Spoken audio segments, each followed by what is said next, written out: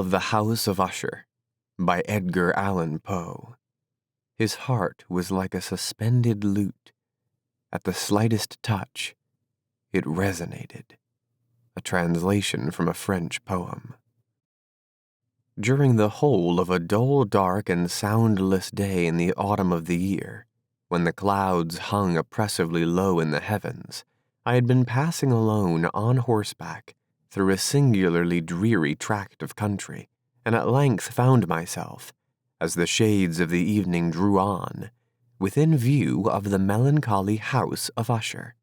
I know not how it was, but with the first glimpse of the building a sense of insufferable gloom pervaded my spirit. I say insufferable, for the feeling was unrelieved by any of that half-pleasurable, because poetic, sentiment with which the mind usually receives even the sternest natural images of the desolate or terrible. I looked upon the scene before me, upon the mere house, and the simple landscape features of the domain, upon the bleak walls, upon the vacant eye-like windows, upon a few rank sedges, and upon a few white trunks of decayed trees, with an utter depression of soul, which I can compare to no earthly sensation more properly than to the after-dream of the reveler upon opium, the bitter lapse into everyday life, the hideous dropping off of the veil. There was an iciness, a sinking, a sickening of the heart, an unredeemed dreariness of thought which no goading of the imagination could torture into aught of the sublime. What was it? I paused to think. What was it that so unnerved me in the contemplation of the House of Usher? It was a mystery all insoluble, nor could I grapple with the shadowy fancies that crowded upon me as I pondered. I was forced to fall back upon the unsatisfactory conclusion that while beyond doubt there are combinations of very simple natural objects which have the power of thus affecting us, still, the analysis of this power lies among considerations beyond our depth. It was possible, I reflected, that a mere different arrangement of the particulars of the scene, of the details of the picture, would be sufficient to modify, or perhaps to annihilate, its capacity for sorrowful impression, and acting upon this idea, I reined my horse to the precipitous brink of a black and lurid tarn that lay in unruffled luster by the dwelling, and gazed down, but with a shudder even more thrilling than before, upon the remodeled and inverted images of the gray sedge, and the ghastly tree stems, and the vacant eye-like windows. Nevertheless, in this mansion of gloom, I now proposed to myself a sojourn of some weeks. Its proprietor, Roderick Usher, had been one of my boon companions in boyhood, but many years had elapsed since our last meeting.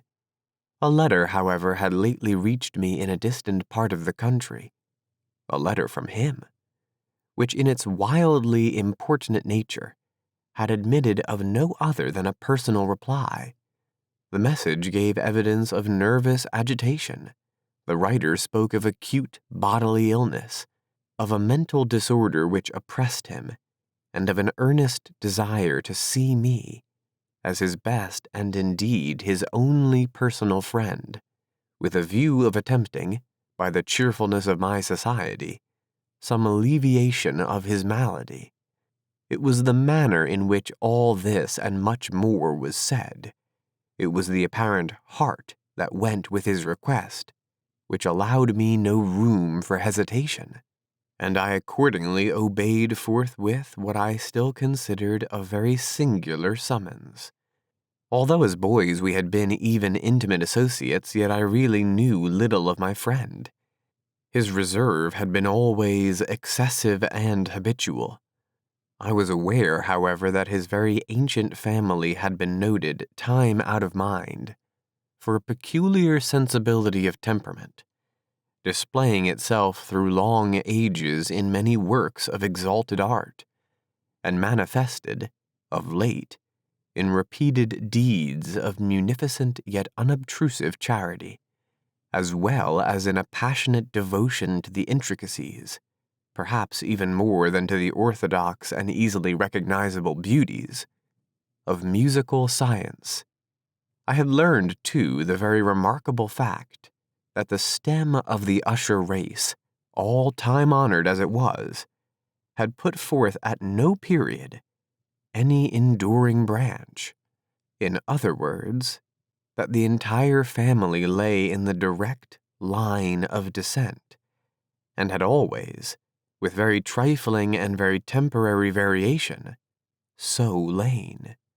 It was this deficiency I considered while running over in thought the perfect keeping of the character of the premises with the accredited character of the people, and while speculating upon the possible influence which the one, in the long lapse of centuries, might have exercised upon the other.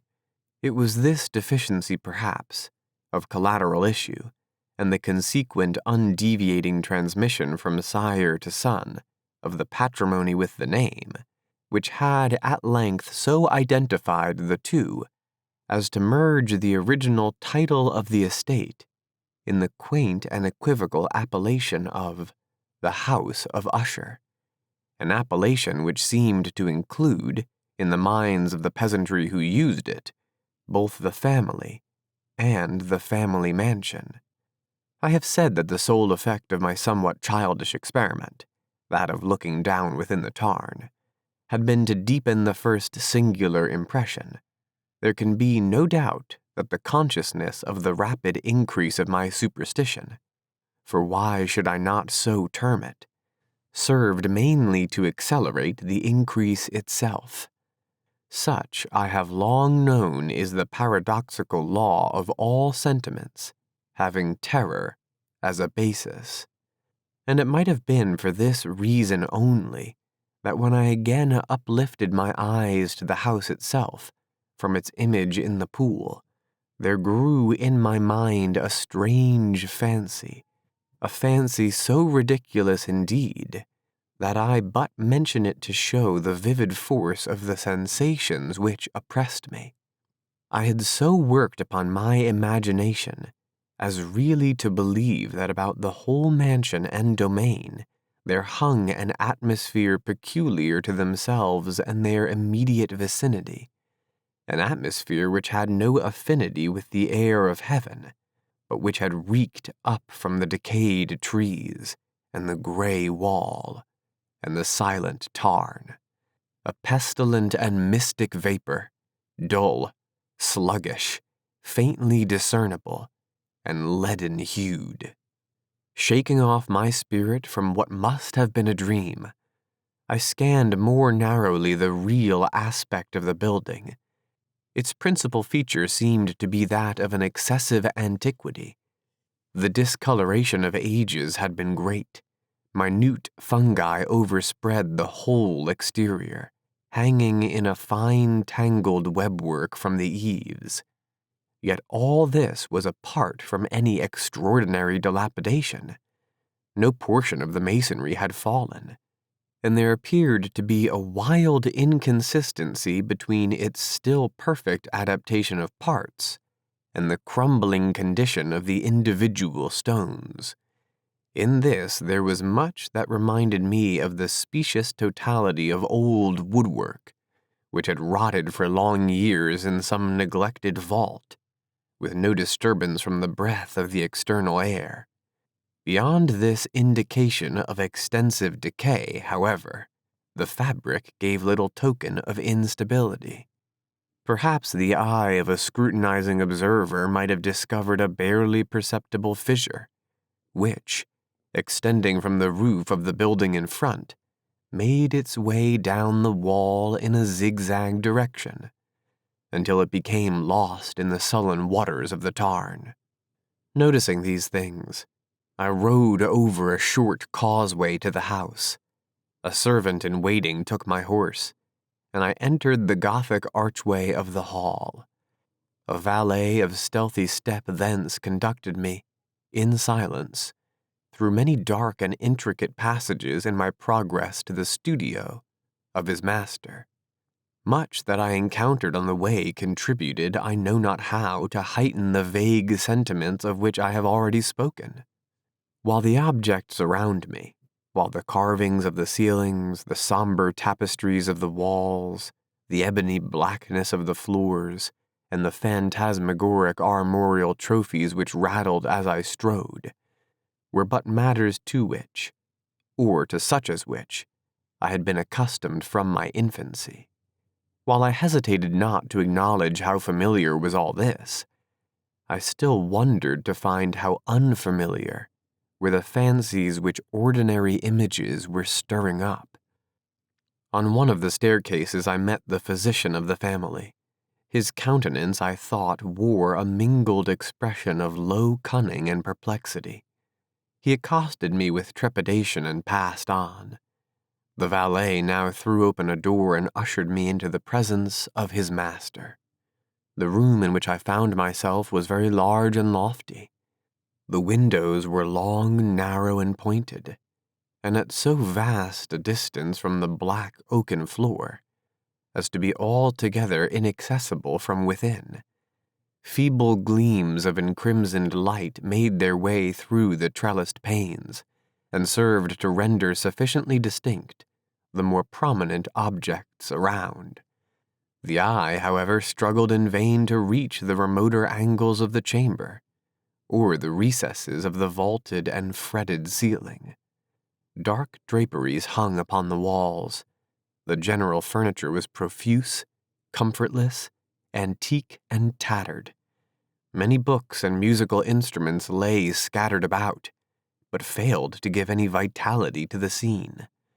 I felt that I breathed an atmosphere of sorrow, an air of stern, deep, and irredeemable gloom hung over and pervaded all. Upon my entrance, Usher rose from a sofa on which he had been lying at full length, and greeted me with a vivacious warmth which had much in it. I at first thought of an overdone cordiality, of the constrained effort of the ennui man of the world. A glance, however, at his countenance convinced me of his perfect sincerity. We sat down, and for some moments while he spoke not, I gazed upon him with a feeling half of pity, half of awe. Surely man had never before so terribly altered, in so brief a period, as Roderick Usher. It was with difficulty that I could bring myself to admit the identity of the man being before me with the companion of my early boyhood. Yet the character of his face had been at all times remarkable.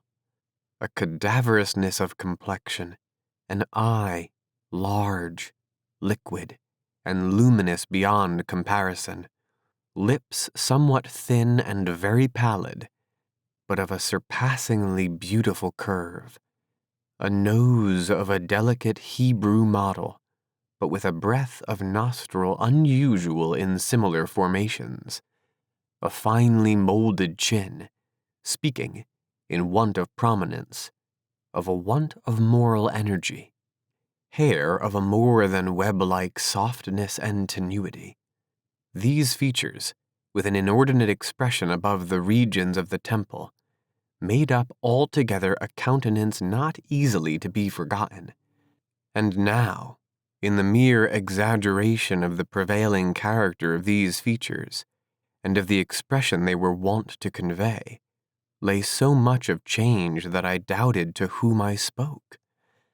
The now ghastly pallor of the skin, and the now miraculous luster of the eye, above all things startled, and even awed me. The silken hair, too, had been suffered to grow all unheeded, and, as in its wild gossamer texture, it floated rather than fell about the face. I could not, even with effort, connect its arabesque expression with any idea of simple humanity. In the manner of my friend, I was at once struck with an incoherence, an inconsistency, and I soon found this to arise from a series of feeble and futile struggles to overcome an habitual trepidancy, an excessive, nervous agitation.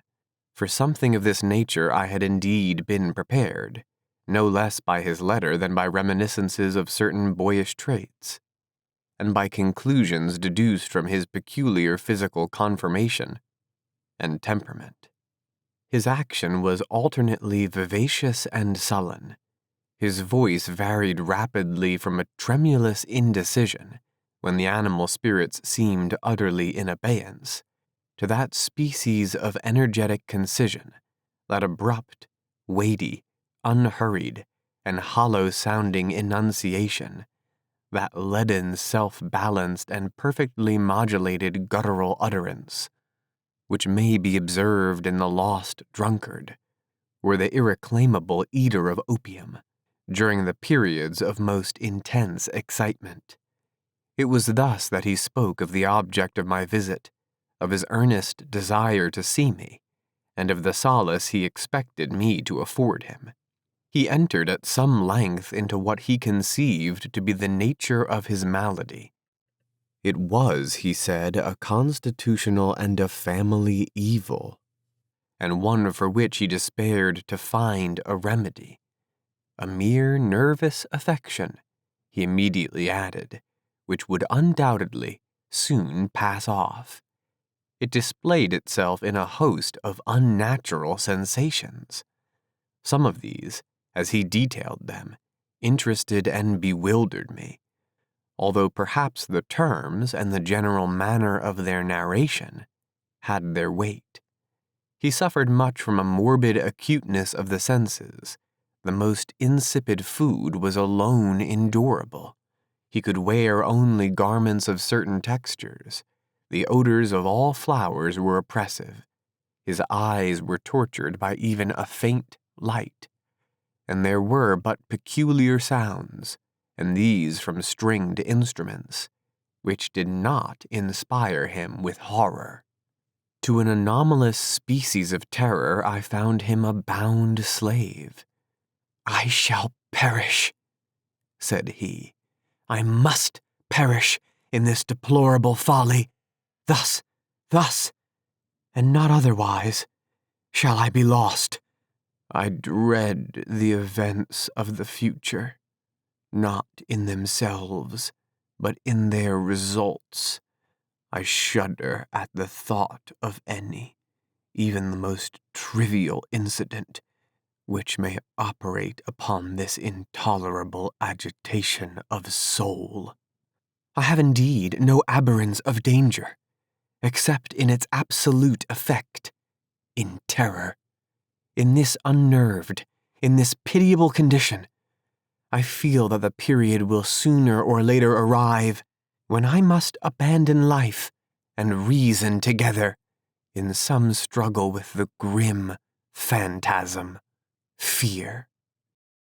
I learned, moreover, at intervals, and through broken and equivocal hints, another singular feature of his mental condition. He was enchained by certain superstitious impressions in regard to the dwelling which he tenanted, and whence for many years he had never ventured forth, in regard to an influence whose superstitious force was conveyed in terms too shadowy here to be reinstated, an influence which some peculiarities in the mere form and substance of his family mansion had, by dint of long sufferance, he said, obtained over his spirit, an effect which the physique of the gray walls and turrets, and of the dim tarn into which they all looked down, had at length brought about upon the morale of his existence. He admitted, however, although with hesitation, that much of the peculiar gloom which thus afflicted him could be traced to a more natural and far more palpable origin, to the severe and long-continued illness, indeed to the evidently approaching dissolution, of a tenderly beloved sister, his sole companion for long years, his last and only relative on earth. "Her decease," he said, with a bitterness which I can never forget, "would leave him, the hopeless and the frail, the last of the ancient race of the Ushers." While he spoke, the Lady Madeline, for so she was called, passed slowly through a remote portion of the apartment, and without having noticed my presence, disappeared. I regarded her with an utter astonishment not unmingled with dread, and yet I found it impossible to account for such feelings. A sensation of stupor oppressed me as my eyes followed her retreating steps. When a door at length closed upon her, my glance sought instinctively and eagerly the countenance of the brother, but he had buried his face in his hands, and I could only perceive that a far more than ordinary wanness had overspread the emaciated fingers through which trickled many passionate tears. The disease of the Lady Madeline had long baffled the skill of her physicians. A settled apathy, a gradual wasting away of the person, and frequent although transient affections of a partially cataleptical character were the unusual diagnosis. Hitherto she had steadily borne up against the pressure of her malady, and had not betaken herself finally to bed. But on the closing in the evening of my arrival at the house, she succumbed, as her brother told me at night with inexpressible agitation, to the prostrating power of the destroyer, and I learned that the glimpse I had obtained of her person would thus probably be the last I should obtain, that the lady, at least while living, would be seen by me no more. For several days ensuing, her name was unmentioned by either Usher or myself, and during this period I was busied in earnest endeavors to alleviate the melancholy of my friend. We painted and read together, or I listened, as if in a dream, to the wild improvisations of his speaking guitar, and thus, as a closer and still closer intimacy admitted me more unreservedly into the recesses of his spirit, the more bitterly did I perceive the futility of all attempt at cheering a mind from which darkness, as if an inherent positive quality, poured forth upon all objects of the moral and physical universe in one unceasing radiation of gloom. I shall ever bear about me a memory of the many solemn hours I thus spent alone with the master of the House of Usher. Yet I should fail in any attempt to convey an idea of the exact character of the studies, or of the occupations in which he involved me, or led me the way. An excited and highly distempered ideality threw a sulphurous luster over all. His long improvised dirges will ring forever in my ears. Among other things, I hold painfully in my mind a certain singular perversion and amplification of the wild air of the last waltz of von Weber. From the paintings over which his elaborate fancy brooded, and which grew touch by touch into vagueness at which I shuddered the more thrillingly, because I shuddered knowing not why. From these paintings, vivid as their images now are before me, I would in vain endeavor to adduce more than a small portion which should lie within the compass of merely written words. By the utter simplicity, by the nakedness of his designs, he arrested and overawed attention. If ever mortal painted an idea, that mortal was Roderick Usher. For me at least, in the circumstances then surrounding me, there arose out of the pure abstractions which the hypochondriac contrived to throw upon his canvas an intensity of intolerable awe, no shadow of which felt I ever yet in the contemplation of the certainly glowing, yet too concrete reveries of Fuseli. One of the phantasmagoric conceptions of my friend, partaking not so rigidly in the spirit of abstraction, may be shadowed forth, although feebly, in words. A small picture presented the interior of an immensely long and rectangular vault or tunnel, with low walls, smooth, white, and without interruption or device. Certain accessory points of the design served well to convey the idea that this excavation lay at an exceeding depth below the surface of the earth. No outlet was observed in any portion of its vast extent, and no torch or other artificial source of light was discernible. Yet a flood of intense rays rolled throughout, and bathed the whole in a ghastly and inappropriate splendor. I have just spoken of that morbid condition of the auditory nerve which rendered all music intolerable to the sufferer, with the exception of certain effects of stringed instruments. It was perhaps the narrow limits to which he thus confined himself upon the guitar, which gave birth in great measure to the fantastic character of the performances. But the fervid facility of his impromptus could not be so accounted for. They must have been and were in the notes as well as in the words of his wild fantasias, for he not unfrequently accompanied himself with rhymed verbal improvisations, the result of that intense mental collectedness and concentration to which I have previously alluded as observable only in partial movements of the highest artificial excitement. The words of one of these rhapsodies I have easily remembered. I was perhaps the more forcibly impressed with it as he gave it, because in the under, or mystic current of its meaning, I fancied that I perceived, and for the first time, a full consciousness on the part of Usher of the tottering of his lofty reason upon her throne.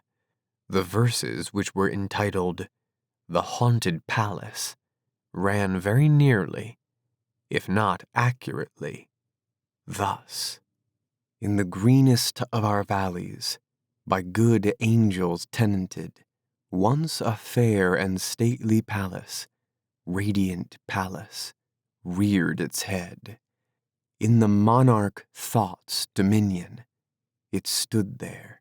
Never seraph spread a pinion over fabric half so fair.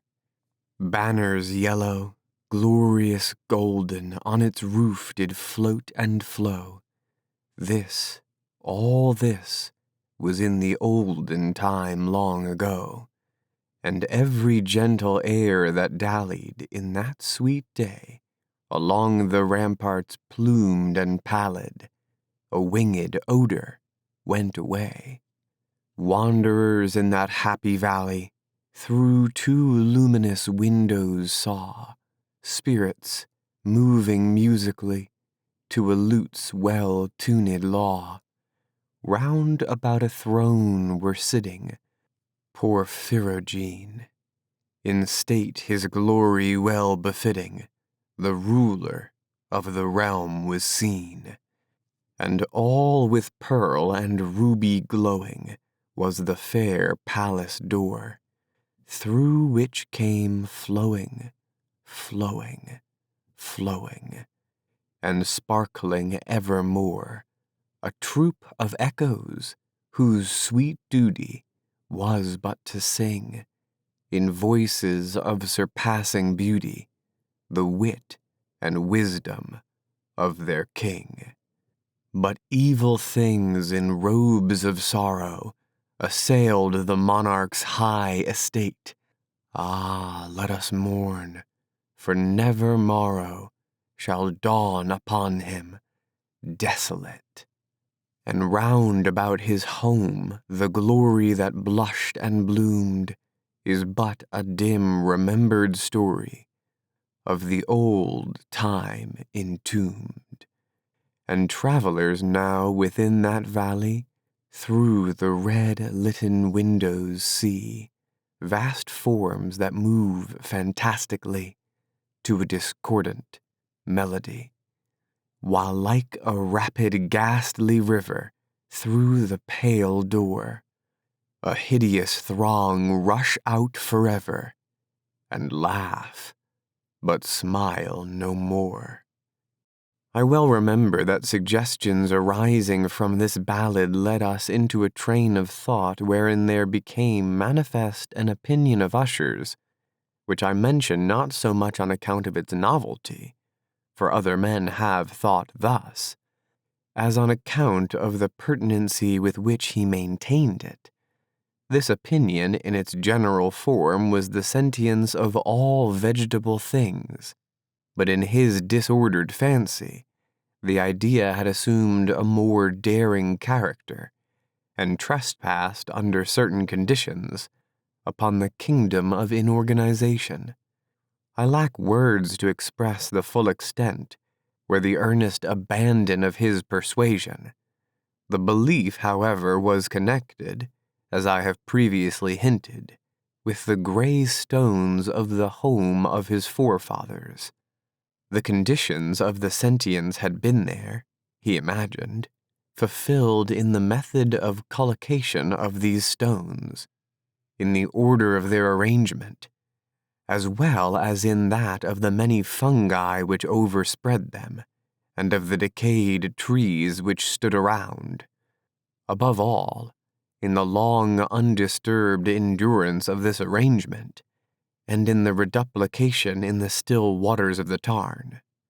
Its evidence, the evidence of the sentience, was to be seen, he said, and I here started as he spoke, in the gradual yet certain condensation of an atmosphere of their own, about the waters and the walls. The result was discoverable, he added, in that silent yet importunate and terrible influence, which for centuries had molded the destinies of his family, and which made him, what I now saw him, what he was. Such opinions need no comment, and I will make none. Our books, the books which for years had formed no small portion of the mental existence of the invalid, were, as might be supposed, in strict keeping with the character of phantasm. We pored together over such works as the Vervet et Chartreuse of Gresset, the Belphegor of Machiavelli, the Heaven and Hell of Swedenborg, the Subterranean Voyage of Nicholas Klim by Holberg, the Chiromancy of Robert Flood, of Jean de Indagine, and of Delechambre, the Journey into the Blue Distance of Tieck, and the City of the Sun of Campanella. One favorite volume was a small octavo edition of the Directorium Inquisitorium by the Dominican Aymeric de Giron, and there were passages in Pomponius Mela about the old African satyrs and Egyptians, over which Usher would sit dreaming for hours. His chief delight, however, was found in the perusal of an exceedingly rare and curious book in quarto Gothic, the Manual of a Forgotten Church, the Vigili Mortorum Secundum Coram Ecclesiae Maguncinae. I could not help thinking of the wild ritual of this work, and of its probable influence upon the hypochondriac, when, one evening, having informed me abruptly that the Lady Madeline was no more, he stated his intention of preserving her corpse for a fortnight, previously to its final interment, in one of the numerous vaults within the main walls of the building. The worldly reason, however, assigned for this singular proceeding was one which I did not feel at liberty to dispute. The brother had been led to his resolution, so he told me, by consideration of the unusual character of the malady of the deceased. of certain obtrusive and eager inquiries on the part of her medical men, and of the remote and exposed situation of the burial ground of the family. I will not deny that when I called to mind the sinister countenance of the person whom I met upon the staircase, on the day of my arrival at the house, I had no desire to oppose what I regarded as at best but a harmless, and by no means an unnatural, precaution. At the request of Usher, I personally aided him in the arrangements for the temporary entombment. The body having been encoffined, we two alone bore it to its rest. The vault in which we placed it, and which had been so long unopened that our torches, half smothered in its oppressive atmosphere, gave us little opportunity for investigation, was small, damp, and entirely without means of admission for light. Lying at great depth, immediately beneath the portion of the building in which was my own sleeping apartment. It had been used, apparently, in remote feudal times for the worst purposes of a donjon keep, and in later days as a place of deposit for powder, or some other highly combustible substance, as a portion of its floor and the whole interior of a long archway through which we reached it were carefully sheathed with copper. The door of massive iron had been also similarly protected. Its immense weight caused an unusually sharp, grating sound as it moved upon its hinges. Having deposited our mournful burden upon trestles within this region of horror, we partially turned aside the yet unscrewed lid of the coffin and looked upon the face of the tenant. A striking similitude between the brother and sister now first arrested my attention, and Usher, divining perhaps my thoughts, murmured out some few words, from which I learned that the deceased and himself had been twins, and that sympathies of a scarcely intelligible nature had always existed between them. Our glances, however, rested not long upon the dead, for we could not regard her unawed. The disease which had thus entombed the lady in the maturity of youth had left, as usual in all maladies of a strictly cataleptical character, the mockery of a faint blush upon the bosom and the face, and that suspiciously lingering smile upon the lips, which is so terrible in death.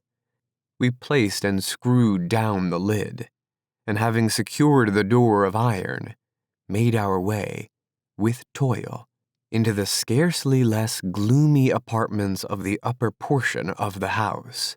And now, some days of bitter grief having elapsed, an observable change came over the features of the mental disorder of my friend. His ordinary manner had vanished. His ordinary occupations were neglected or forgotten. He roamed from chamber to chamber with hurried, unequal, and objectless step. The pallor of his countenance had assumed, if possible, a more ghastly hue, but the luminousness of his eye had utterly gone out. The once occasional huskiness of his tone was heard no more, and a tremulous quaver, as if of extreme terror, habitually characterized his utterance. There were times, indeed, when I thought his unceasingly agitated mind was laboring with some oppressive secret, to divulge which he struggled for the necessary courage. At times again I was obliged to resolve all into the mere inexplicable vagaries of madness, for I beheld him gazing upon vacancy for long hours, in an attitude of the profoundest attention, as if listening to some imaginary sound. It was no wonder that his condition terrified, that it infected me. I felt, creeping upon me, by slow yet certain degrees, the wild influence of his own fantastic yet impressive superstitions.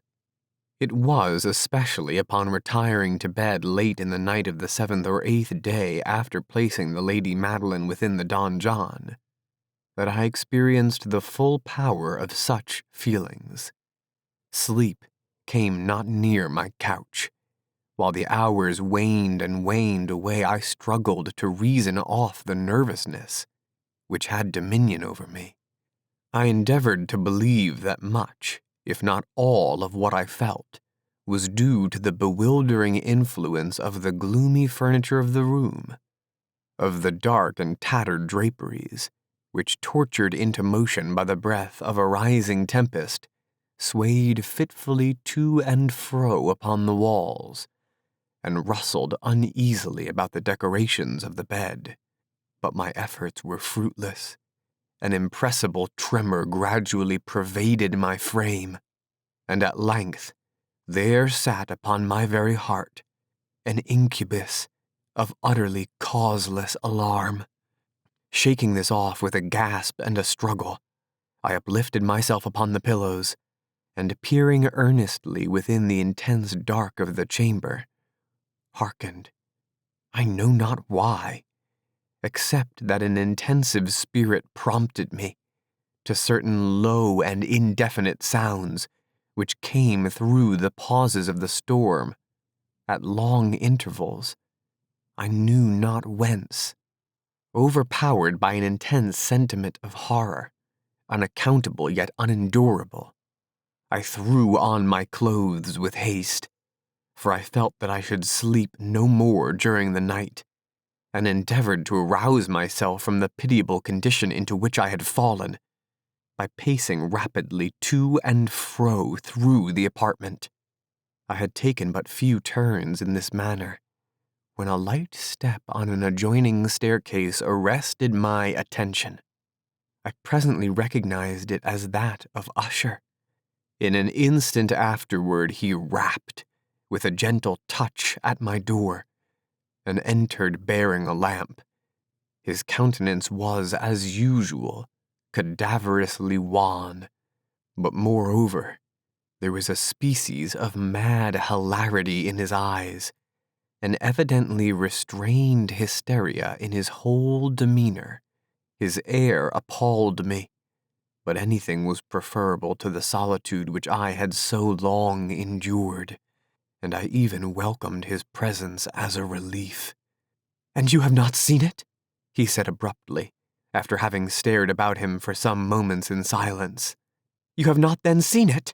But stay, you shall." Thus speaking, and having carefully shaded his lamp, he hurried to one of the casements, and threw it freely open to the storm. The impetuous fury of the entering gust nearly lifted us from our feet. It was indeed a tempestuous, yet sternly beautiful night, and one wildly singular in its terror and its beauty. A whirlwind had apparently collected its force in our vicinity, for there were frequent and violent alterations in the direction of the wind, and the exceeding density of the clouds, which hung so low as to press upon the turrets of the house, did not prevent our perceiving the lifelike velocity with which they flew careering from all points against each other, without passing away into the distance. I say that even their exceeding density did not prevent our perceiving this, yet we had no glimpse of the moon or stars, nor was there any flashing forth of the lightning, but the under surfaces of the huge masses of agitated vapor, as well as all terrestrial objects immediately around us, were glowing in the unnatural light of a faintly luminous and distinctly visible gaseous exhalation which hung about and enshrouded the mansion. "You must not, you shall not behold this," said I, shuddering to Usher, as I led him with a gentle violence from the window to a seat. "These appearances which bewilder you are merely electrical phenomena, not uncommon, or it may be that they have their ghastly origin in the rank miasma of the tarn. Let us close this casement. The air is chilling and dangerous to your frame. Here is one of your favorite romances. I will read and you shall listen, and so we will pass away this terrible night together." The antique volume which I had taken up was The Mad Tryst of Sir Launcelot Caning, but I had called it a favorite of Usher's more in sad jest than in earnest, for in truth there's little in its uncouth and unimaginative prolixity which could have had interest for the lofty and spiritual ideality of my friend. It was, however, the only book immediately at hand, and I indulged a vague hope that the excitement which now agitated the hypochondriac might find relief, for the history of mental disorder is full of similar anomalies, even in the extremeness of the folly which I should read. Could I have judged indeed by the wild, overstrained air of vivacity with which he hearkened, or apparently hearkened, to the words of the tale, I might well have congratulated myself upon the success of my design.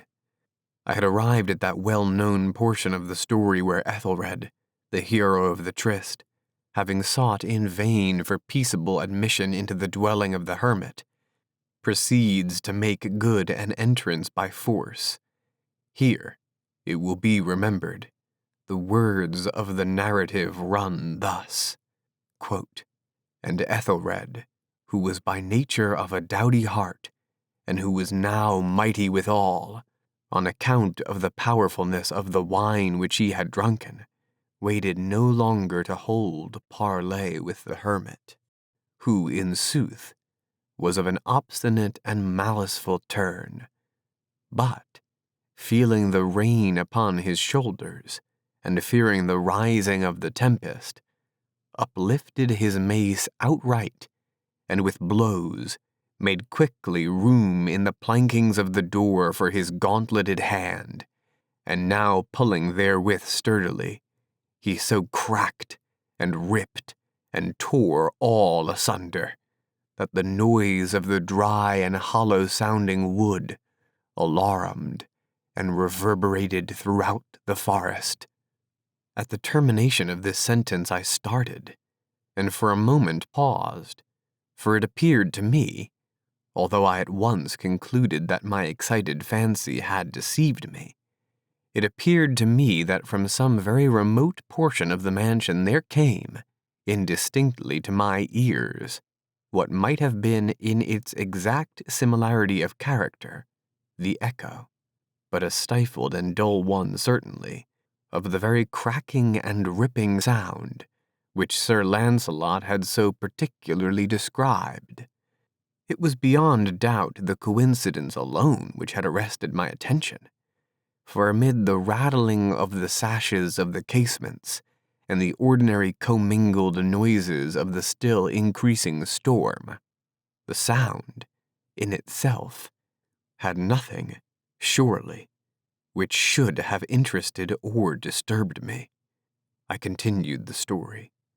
Quote, "But the good champion Ethelred, now entering within the door, was sore enraged and amazed to perceive no signal of the maliceful hermit, but, instead thereof, a dragon of a scaly and prodigious demeanor, and of a fiery tongue, which sat in guard before a palace of gold, with a floor of silver, and upon the wall there hung a shield of shining brass, with this legend enwritten, 'Who entereth herein, a conqueror hath been.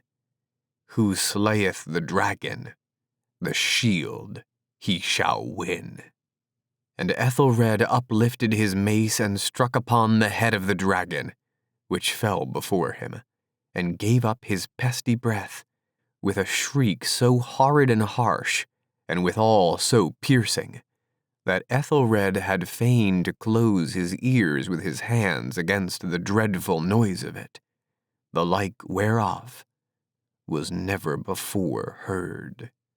Here again I paused abruptly, and now with a feeling of wild amazement, for there could be no doubt whatever that in this instance I did actually hear, although from what direction it proceeded I found it impossible to say, a low and apparently distant, but harsh, protracted, and most unusual screaming or grating sound, the exact counterpart of what my fancy had already conjured up for the dragon's unnatural shriek, as described by the romancer.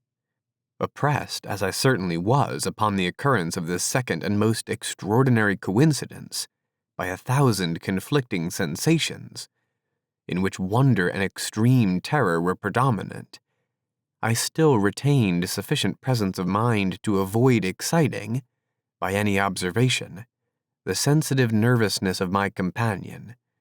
I was by no means certain that he had noticed the sounds in question, although assuredly a strange alteration had, during the last few minutes, taken place in his demeanor. From a position fronting my own, he had gradually brought round his chair so as to sit with his face to the door of the chamber, and thus I could but partially perceive his features, although I saw that his lips trembled, as if he were murmuring inaudibly. His head had dropped upon his breast, yet I knew that he was not asleep, from the wide and rigid opening of the eye as I caught a glance of it in profile. The motion of his body, too, was at variance with this idea, for he rocked from side to side with a gentle yet constant and uniform sway. Having rapidly taken notice of all this, I resumed the narrative of Sir Launcelot, which thus proceeded, quote, "And now the champion, having escaped from the terrible fury of the dragon, bethinking himself of the brazen shield, and of the breaking up of the enchantment which was upon it, removed the carcass from out of the way before him, and approached valorously over the silver pavement of the castle to where the shield was upon the wall, which in sooth tarried not for his full coming, but fell down at his feet upon the silver floor, with a mighty, great and terrible ringing sound. No sooner had these syllables passed my lips, than as if a shield of brass had indeed, at the moment fallen heavily upon a floor of silver, I became aware of a distinct, hollow, metallic, and clangorous, yet apparently muffled reverberation. Completely unnerved, I leapt to my feet, but the measured rocking movement of Usher was undisturbed. I rushed to the chair in which he sat.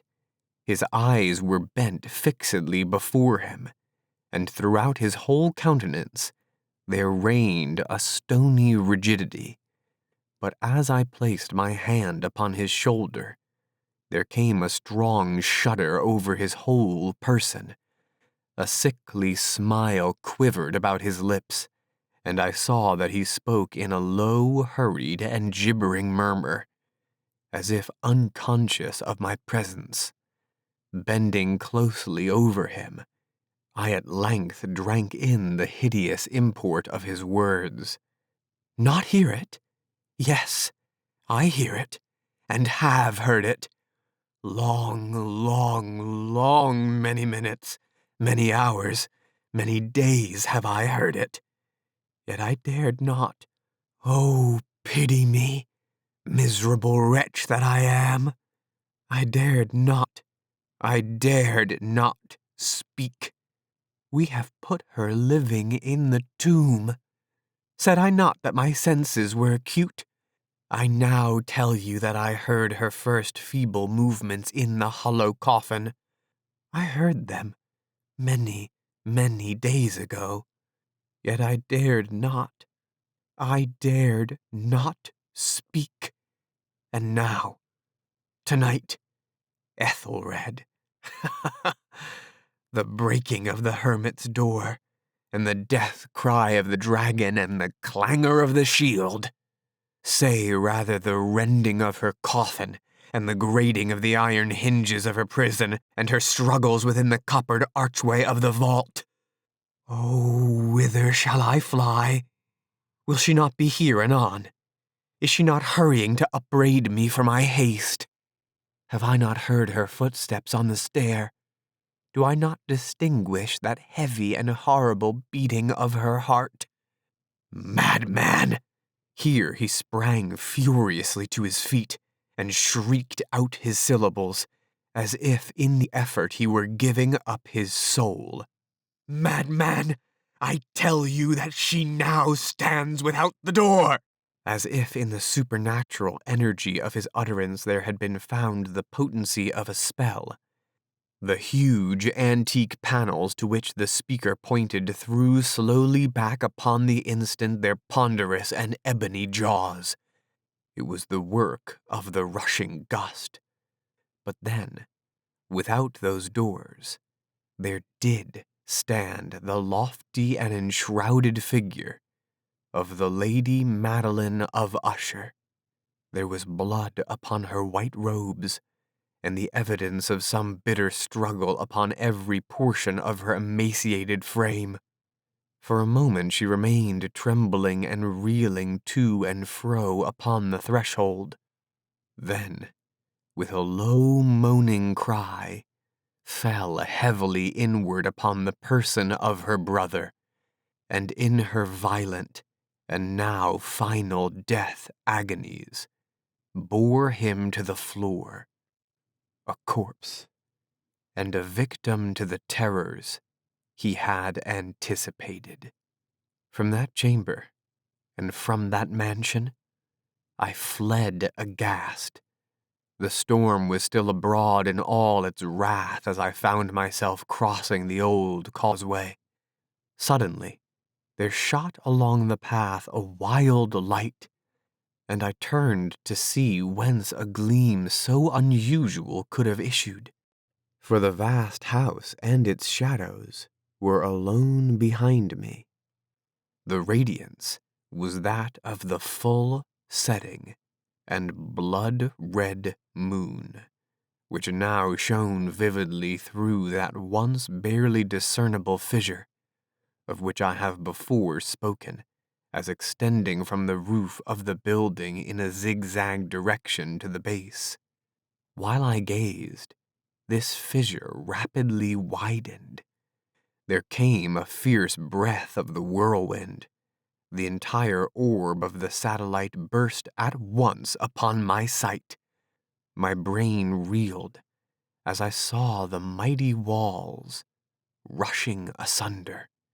There was a long, tumultuous shouting sound, like the voice of 1,000 waters, and the deep and dank tarn at my feet closed sullenly and silently over the fragments of the House of Usher.